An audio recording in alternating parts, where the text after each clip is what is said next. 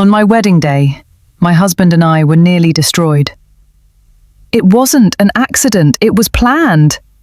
And the worst part, the one behind it, was my own family. My name is Emma Carter. I'm 27 years old, and until that night, I believed my life was finally perfect. The wedding venue in downtown Chicago shimmered under golden lights, every detail carefully planned. I stood there in a white silk gown, my hands trembling slightly, not from fear, but from overwhelming happiness. And then there was Daniel Brooks. Daniel, 31, stood at 6'2", lean but strong, with dark brown hair always slightly messy no matter how much he tried to fix it. His deep-set hazel eyes had this quiet intensity, like he was always thinking 3 steps ahead. He worked as a financial analyst, but what defined him wasn't his job. It was his calm, his patience, the way he never raised his voice, even when life gave him every reason to. He once told me his father walked out when he was 10, and since then he made a promise. He would never be the kind of man who leaves. And that's the man I married. "Are you okay?" he whispered, his thumb brushing gently over my knuckles. "I'm more than okay," I smiled. In the crowd, I spotted Chloe Bennett, 29, my best friend since college. Petite, sharp-featured, with platinum blonde hair cut in a sleek bob, Chloe was a stylist known for her bold personality and sharper instincts. She gave me a small smile, but something about it felt off. Later, she leaned in close and whispered, "Did anything strange happen before tonight?" I frowned. "What do you mean?" She hesitated, then shook her head. "Maybe it's nothing." But Chloe never said nothing unless she meant something. Then there was my sister, Lily Carter, 25. Lily arrived late. That alone was unusual. She was always punctual, almost obsessively so. Tonight, though, she walked in with slow, measured steps, her dark hair falling loosely over her shoulders, her expression unreadable. When our eyes met, she smiled, but it didn't reach her eyes. "Congratulations, Emma," she said softly. Something about the way she said my name made my chest tighten, but I brushed it off. It was my wedding day. I refused to let anything ruin it. Hours passed in laughter, music, and champagne. Daniel never left my side, not once. At some point, my phone vibrated in my clutch. Unknown number. I glanced at it, then ignored it. Big mistake. Later that night, we said our goodbyes and slipped away into the quiet city streets. Chicago felt different at night, calmer, softer. I leaned my head on Daniel's shoulder as he drove. "Can you believe it?" I whispered. "We're married." He smiled, reaching for my hand. "I've believed it since the day I met you." For a moment, everything felt safe, perfect. Then, a horn, blinding headlights, a truck, too fast, too close. "Emma!" The impact hit like the world itself was breaking apart. Metal crushed, glass exploded. My body jerked violently forward, pain tearing through me before I could even scream. And then, darkness. When I opened my eyes, everything felt distant, like I was trapped between reality and a nightmare I couldn't wake from. The ceiling above me was painfully bright, and the steady beeping of machines filled the silence. My body felt heavy, broken. The moment I tried to move, pain shot through me. "Daniel?" I whispered weakly. No answer, just the cold emptiness of the room, and a fear that began to tighten around my chest. They told me Daniel was alive, but barely. He was in a coma, his condition critical. I saw him through the ICU glass, lying still, pale, surrounded by machines. Daniel Brooks, the man who had always been my anchor, calm and unshakable. now looked fragile, like life was slipping through his fingers. I pressed my hand against the glass, my voice trembling. "You promised you wouldn't leave." A doctor approached me then. Dr. Michael Harris, mid-50s, tall, with slightly hunched shoulders, grey hair neatly combed back. His expression calm, but carrying a quiet weight. He spoke like a man who had seen too many endings. "Your husband is strong," he said gently. Then he paused.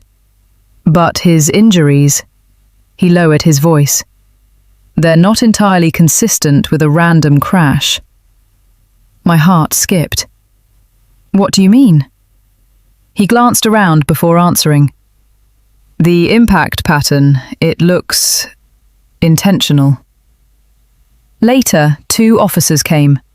One of them, Officer Jenna Morales, early 30s, athletic build, sharp eyes, her dark hair pulled tightly into a bun, carried herself with strict professionalism. "It appears to be a traffic accident," she said firmly. "The truck driver lost control." I stared at her. "No," I said quietly, my voice shaking but certain. "That's not what happened." For a split second, I saw hesitation in her eyes, and that was enough to confirm my instincts. When I finally got Daniel's phone, the screen was cracked, barely responsive. But what terrified me wasn't the damage, it was what wasn't there. Messages, calls, emails, everything was gone. Daniel was careful, organized. He never erased anything important. My hands began to shake. Someone had wiped his phone clean. Then Lily arrived. She rushed in, her face pale, eyes wide with concern. "Emma, I'm so sorry," she said, pulling me into a tight embrace. Lily Carter, 25, always composed, always controlled. She was the kind of person who rarely showed emotion openly. But now, she clung to me, her voice soft, almost too soft. "I'm here for you. I won't leave you alone." I nodded slowly, but something about it didn't feel right. Her touch lingered too long. Her voice was too careful. And for the first time since I woke up, I felt something beyond grief. I felt doubt. The call came early in the morning. The driver had been caught. My heart started racing the moment I heard those words, a mix of anger and something colder, darker. I insisted on going, even though my body still ached with every movement. The police station felt colder than the hospital, like the air itself carried something heavy and unfinished. That's where I met Detective Ryan Cole, 38, tall with a lean build, short dark hair, and a face marked by years of sleepless cases. His eyes were sharp, observant, the kind that missed nothing, but there was a subtle tension in his jaw, like he didn't fully trust what he was seeing. "Mrs. Carter," he said calmly, "before you go in, understand this might not be simple." That word again. Not simple. The interrogation room was small, dimly lit, and then I saw him, the driver. Mid-40s, rough-looking, unshaven, with sunken eyes and bruised knuckles, like life had already beaten him long before this. He didn't look scared, not really, just tired, detached. I stared at him, waiting for something, guilt, regret, anything.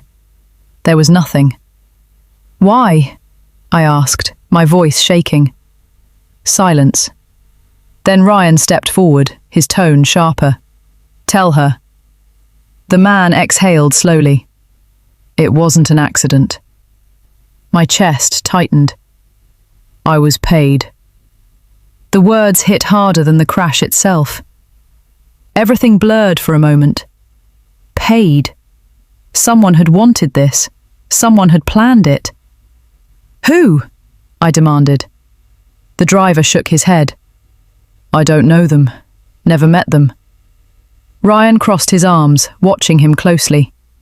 "Then how?" The man swallowed. "Anonymous account. Instructions sent through a burner number. Route, timing, everything. My hands trembled. This wasn't chaos. This was precision. Ryan later pulled me aside. "There's more," he said quietly. He showed me a still image from a traffic camera, except the footage cut off seconds before impact. This camera went offline at the exact moment of the crash. I stared at it, my stomach turning. "That's not a coincidence."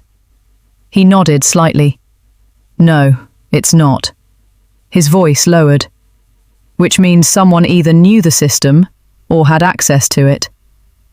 I felt a chill run down my spine. "You think someone helped him?" Ryan didn't answer immediately, but the silence said enough. Before I left, I looked back at the driver one more time. He avoided my eyes now. Not out of guilt, but fear. Not of what he'd done, but of who had paid him. And that terrified me even more. Because if he was just a piece in this, then the person behind it all was still out there, watching, waiting. I couldn't sleep that night. Every time I closed my eyes, I saw the crash. And then the driver's words, "I was paid." It echoed in my head like something I couldn't escape. Someone wanted us dead. And the worst part? I was starting to feel like that someone wasn't a stranger. I went back to my parents' house the next day. It felt smaller than I remembered, quieter. Too quiet. My mother avoided eye contact, moving nervously around the kitchen, while my father sat still, unusually silent. And Lily, she wasn't there. That alone made my chest tighten. Lily was never absent when something serious happened. Never. As I walked through the hallway, memories started creeping in. Childhood memories I hadn't thought about in years. Lily and I used to share everything, or at least that's what I believed. But the truth was, we didn't grow up the same. I was the one teachers praised, the one relatives admired. Lily, she was always compared, always second. I remember the way she used to stand quietly during family gatherings, her smile tight, her eyes distant. I never thought much of it back then. I thought she was just different. Now those memories felt heavier, sharper, like I had missed something important. That afternoon, Chloe Bennett showed up. She looked more serious than I had ever seen her, her usual confident posture replaced with something tense, urgent. "Emma, we need to talk," she said, closing the door behind her. Chloe wasn't the type to panic, but today her hands were slightly shaking. "I did some digging," she continued. "About Lily." My heart skipped. What about her? Chloe hesitated before answering. "She's in debt. A lot of debt. I'm talking tens of thousands. Credit cards, personal loans, and some of it doesn't look legal." I felt like the ground shifted beneath me. No, that doesn't make sense. Lily was always careful, controlled, or at least I thought she was. That's when my phone buzzed. An email. Unknown sender. My fingers hesitated before opening it. There was no greeting, no signature, just one line. "You're looking in the wrong direction. The truth is closer than you think." A chill ran through my body. I looked up at Chloe, my heart pounding. "Someone knows," I whispered. "Someone knows everything." And suddenly, for the first time, a thought crossed my mind that I couldn't ignore anymore. What if the danger had always been close to me? The call came just before sunrise. Daniel was awake. My heart nearly stopped when I heard it, and within minutes I was back at the hospital, ignoring the pain in my body. When I stepped into the room, he looked different. Still weak, still pale, but alive. His eyes found mine instantly. "Emma." His voice was rough, barely there, but it was enough to break something inside me. I rushed to his side, holding his hand carefully. Daniel Brooks, the man who never let anything shake him, now looked like he was fighting just to stay present. But there was something else in his eyes too. Not just pain. Fear. He struggled to sit up slightly, his breathing uneven. "Before the crash," he whispered. I leaned closer, my heart pounding. There was a car. I froze. "What do you mean?" His brow tightened as he forced himself to remember. Black SUV. It followed us. I saw it twice. Same car, same distance. My stomach dropped. This wasn't random. This was planned. "Why didn't you say anything?" I asked softly. He shook his head weakly. I thought I was imagining it. But Daniel didn't imagine things. He noticed everything. Later that day, I couldn't ignore the growing weight of suspicion anymore. I went back to the one place I hadn't wanted to look, Lily's life. Chloe had given me enough to start. That's when I found it. A photo, buried deep in Lily's social media archive. She was standing outside a cafe, talking to a man I didn't recognize. Mid-40s, tall, broad-shouldered, wearing a grey coat, his posture stiff, controlled. He had the look of someone who didn't like being noticed. I zoomed in. Lily looked tense. Not like herself, not relaxed. Almost like she was negotiating something. That's when Detective Ryan Cole called. His voice was calm, but sharper than before. "Emma, we found something," he said. "Financial records." I held my breath. There was a transfer, a large one. It went through multiple accounts, cleaned, masked, but we traced part of it back. My fingers tightened around the phone. Back to who? There was a pause. Someone connected to your family. Everything inside me went cold. I looked back at the photo, at Lily, at the man beside her. And suddenly all the pieces that didn't make sense started to align. I didn't wait for the police to confirm it. I needed to hear it from her. That same night, I went back to my parents' house, my heart pounding so hard it felt like it might break through my chest. The living room lights were on. Everyone was there, my parents, silent and tense. And Lily. She stood near the window, arms crossed, her posture calm. Too calm.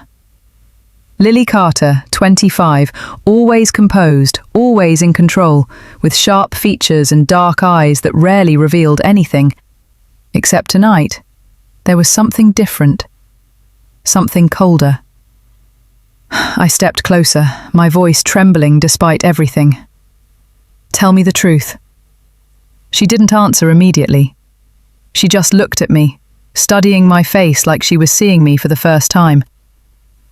"You already know, don't you?" she said quietly. The room froze. My mother shook her head, whispering, "Lily, what is she talking about?" But Lily didn't look at her. She only looked at me. "You always had everything, Emma." Her voice was calm, but every word felt sharp. "The perfect life. The perfect man." My hands clenched. "That doesn't answer my question." Her lips curved slightly, not a smile, not quite. "Fine," she said. "You want the truth?" She stepped forward, her eyes locking onto mine. "I did it." The words hit like a second crash. My mother gasped, my father staggered back slightly, his face pale with disbelief.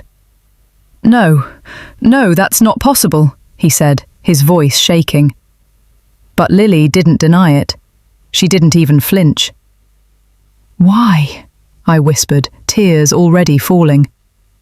For a moment, something flickered in her eyes, pain, maybe, but it vanished just as quickly. "Because I was tired of being invisible," she said. "All my life it was always you. Emma this, Emma that. You had everything handed to you." Her voice hardened. "And then Daniel. You got him too." My chest tightened. "So you tried to kill us?" I asked, my voice breaking. "I didn't try," she said coldly. "I planned it." Silence filled the room like something suffocating. "I found someone who could do it, paid him, gave him everything he needed." My mother collapsed into a chair, sobbing. My father stood frozen, unable to speak. The family I thought I knew shattered in front of me in seconds. Tears blurred my vision as I stared at her. "You're my sister," I whispered. "I was," she replied softly, "until I realized I would never be you." And in that moment, I understood something terrifying. I had never really known her at all. I thought the hardest part was hearing the truth. I was wrong. The hardest part was what came after, living with it. The silence in the hospital room felt heavier than ever when I returned to Daniel. Everything had changed, but he was still there, still breathing, still fighting, and somehow that was enough to keep me standing. He looked at me the moment I walked in, his eyes searching mine. "What happened?" he asked quietly. I hesitated, then sat beside him, taking his hand. "It's over," I said softly. "We know who did it." I didn't say her name. I didn't need to. Daniel understood from the way my voice broke. His grip tightened slightly, not in anger, but in support. For a long moment, neither of us spoke. Then Daniel shifted slightly, wincing from the pain, but still forcing himself upright. "Emma," he said, his voice steadier than before. "I don't want this to destroy you." That was Daniel. Even now, even like this, he was thinking about me, about us. I shook my head slowly, tears filling my eyes. "It won't," I whispered. "I won't let it." And for the first time since everything happened, I meant it. He reached toward the small drawer beside his bed, his movements slow and careful. I frowned. "What are you doing?" He didn't answer right away. Instead, he pulled out a small velvet box, slightly worn, like it had been through more than it should have. My breath caught. "Daniel?" He opened it, revealing the ring I thought had been lost forever in the crash. "I didn't get to do this the right way," he said, a faint smile forming despite everything. "So I'm doing it again." My heart shattered and healed at the same time. "Emma Carter, will you marry me?" I let out a soft, broken laugh through my tears. "You already know the answer." "Say it anyway," he insisted gently. I nodded, my voice trembling. "Yes. Always yes." Later that day, Chloe Bennett came by, her presence grounding as always. She had changed too, less sharp, more careful with her words, like she understood now how fragile things could be. "We'll figure this out," she said, sitting beside me. "Not just the case, everything else." Chloe had always been strong, but now she was something more. Steady, reliable. The kind of person you rebuild your life around. And that's when I realized something. I could hold on to the anger, let it consume me, let it define the rest of my life. Or I could let it go. Not for her, not for what she did, but for me. For us. The day they took Lily away, I didn't cry. I stood there, watching as the officers led her out in handcuffs, her face calm, almost empty. It was strange. This was the girl I grew up with, the one I shared secrets with, the one I thought I knew. And yet, as she passed me, she didn't look back. Not once. Officer Jenna Morales, her expression firm and unreadable as always, guided Lily toward the police car. There was no anger in her movements, only duty. And somehow, that made everything feel even more final. My parents stood behind me, broken in ways I'd never seen before, but I didn't turn around. I couldn't. because if I did, I wasn't sure I would have the strength to keep moving forward.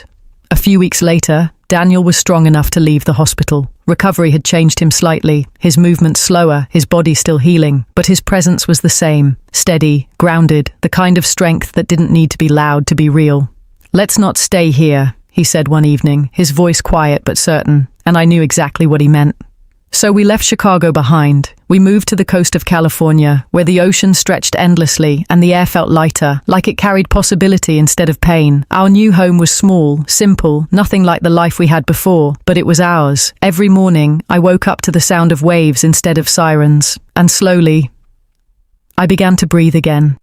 That's when I met Eleanor Hayes, a woman in her early 60s, with soft silver hair and warm, steady eyes that seemed to understand more than she said. She ran a local support center for victims of trauma, quietly, without recognition, but with a strength that reminded me of something I wanted to become. Years ago, she had lost her own daughter to violence. Instead of letting it destroy her, she built something from it. "Pain doesn't disappear," she told me one afternoon, "but it can become something meaningful." Her words stayed with me. With Chloe's help, I started something of my own, a small organization at first, just a place where people like me, people who had been broken, could find a way back. It wasn't easy. Some days it still isn't, but every time someone walked through that door and felt a little less alone, I knew I was doing the right thing. One evening, as the sun dipped into the ocean, Daniel stood beside me, his hand gently holding mine. "We made it," he said softly. I looked at the horizon, then back at him, and for the first time I truly understood something. I didn't lose everything. I survived it. So, what would you choose? Forgive someone who tried to destroy you, or walk away forever? Hold on to anger, or let it go to heal? Fight for justice, or protect your peace? If you were me, would you rebuild, or stay broken? Comment your choice. I really want to know. And don't forget to like and subscribe for more powerful stories like this.